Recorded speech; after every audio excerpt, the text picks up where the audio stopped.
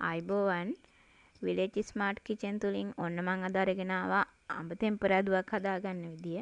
අපි බලමු කොහොමද හදාගන්නේ කියලා. මම මෙතන අරන් තියෙනවා සාමාන්‍ය ප්‍රමාණයේ පැහුණු අඹ ගෙඩි 3ක් පොත්ත ඉවත් කරගෙන, ඒ වගේම මිරිස් කුඩු තේ හැන්දයි, චිකන් කරි පවුඩර් තේ හැඳි 2යි, කහකුඩු තේ හැඳි භාගයයි, ඒ වගේම ලුණු අරන් තියෙනවා ලුණු කුඩු.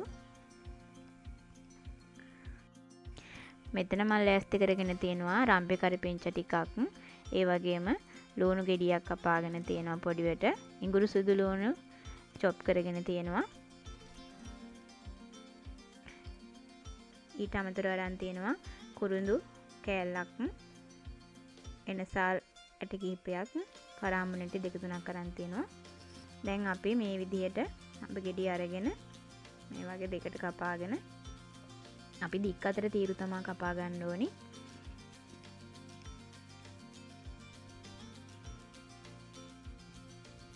මේ මං කපාගත්ත අඹ ටික. මේකට මම දැන් එකතු කර ගන්නවා මිරිස් කුඩු ටික,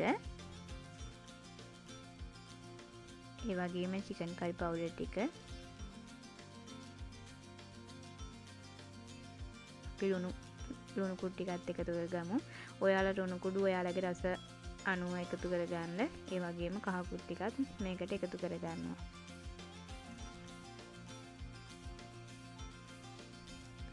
දැන් මම වතුර මේස හැඳි 2ක් විතර ප්‍රමාණයක් දාලා මේ 3-5 ටික හොඳට මේ අඹවල තැවරෙන්න මිශ්‍ර කරගන්නවා. මේ විදිහට හොඳට අඹවල තැවරෙන්න මිශ්‍ර කරගන්න ඕනේ. අපි මේක ටිකක් පැත්තකින් තියලා භාජනයක් ලිප තියලා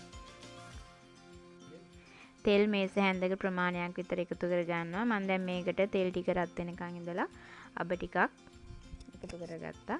දැන් අපි තලාගත්ත ඉඟුරු සුදු ලුණු ටික එකතු කරගමු. මේක චුට්ටක් තෙම්පරාදු වෙනකන් ඉඳලා ලුණු ටික, රම්පේ කරපිංච ටික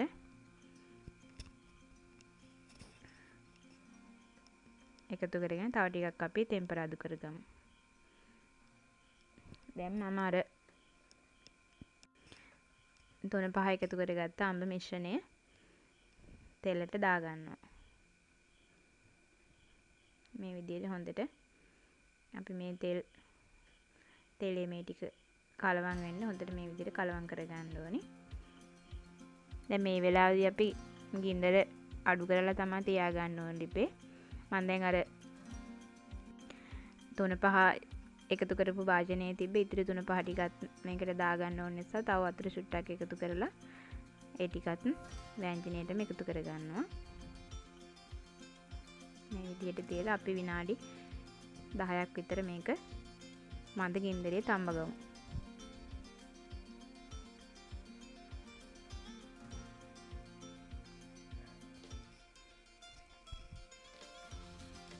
දැන් මේක තැම්බිලා තියෙන්නේ. දැන් මම සීනි ටික එකතු කරගන්නවා.